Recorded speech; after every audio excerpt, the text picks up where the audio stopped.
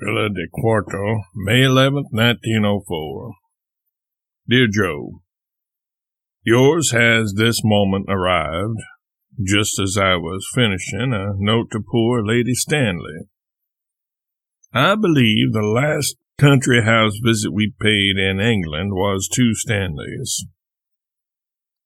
Lord, how my friends and acquaintances fall about me now in my gray-headed days. Vereshchagin, Mommsen, Dvorak, Lenbach, Yokai, also recently, and now Stanley. I had known Stanley 37 years. Goodness, who is it I haven't known? As a rule, the necrologies find me personally interested when they treat of old stagers. Generally, when a man dies who is worth cabling, it happens that I have run across him somewhere, sometime or other. Oh, say, down by the Laurentian Library, there's a marble image that has been sitting on its pedestal some 450 years, if my dates are right. Cosimo I. I've seen the back of it many a time, but not the front. But yesterday I twisted my head around after we had driven by, and the profane exclamation burst from my mouth before I could think. There's Chauncey Depew. I mean to get a photo of it, and use it if it confirms yesterday's conviction. That's a very nice word from the Catholic magazine, and I am glad you sent it. I mean to show it to my priest. We are very fond of him. He is a stealing man and is also learnedly scientific. He invented the thing which records the seismic disturbances for the peoples of the earth. And he's an astronomer and has an observatory of his own.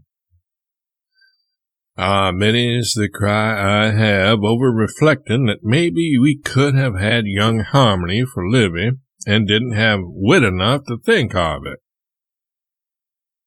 Speaking of Livy reminds me that your inquiry arrives at a good time, unberufen. It has been weeks, I don't know how many, since we could have said a hopeful word, but this morning Katie came the minute the day nurse came on watch and said words of a strange and long-forgotten sound. Mr. Clemens, Mrs. Clemens is really and truly better. Anybody can see it. She sees it herself. And last night at 9 o'clock she said it. There, it is heartwarming, it is splendid, it is sublime. Let us enjoy it. Let us make the most of it today. And bet not a farthing on tomorrow. The tomorrows have nothing for us. Too many times they have breathed the word of promise to our ear, and broken it to our hope. We take no tomorrow's word any more. You've done a wonder, Joe. You've written a letter that can be sent in to Livy. That doesn't often happen when either a friend or a stranger writes. You did whirl in a P.S. that wouldn't do, but you wrote it on a margin of a page in such a way that I was able to clip off the margin clear across both pages. And now Livy won't perceive that the sheet isn't the same size it used to was. It was about Aldrich's son, and I came near forgetting to remove it. It should have been written on a loose strip and enclosed. That son died on the 5th of March, and Aldrich wrote me on the night before that his minutes were numbered.